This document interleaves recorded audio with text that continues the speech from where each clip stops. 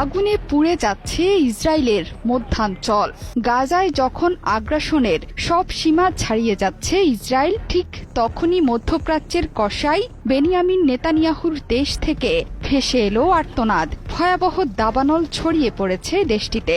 আগুনে পুড়ে খাক হয়ে যাচ্ছে প্রান্তরের পর প্রান্তর। আগুনের তীব্রতা আর বাতাস এতটাই ভয়ঙ্কর হয়ে উঠেছে যে নিমিষেই বেশ কয়েকটি শহরে ছড়িয়ে পড়েছে দাবানল।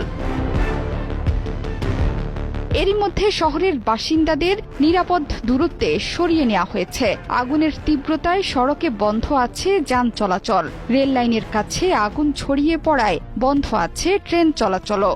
এমন পরিস্থিতিতে অ্যাডহক কমান্ড সেন্টারের জরুরি বৈঠকে অংশ নিয়েছেন ইসরায়েলের প্রধানমন্ত্রী বেনিয়ামিন নেতানিয়াহু। গণমাধ্যমগুলোতে বলা হয়েছে, মধ্য ইসরায়েলের মোসাফ তারুমের কাছেই প্রথম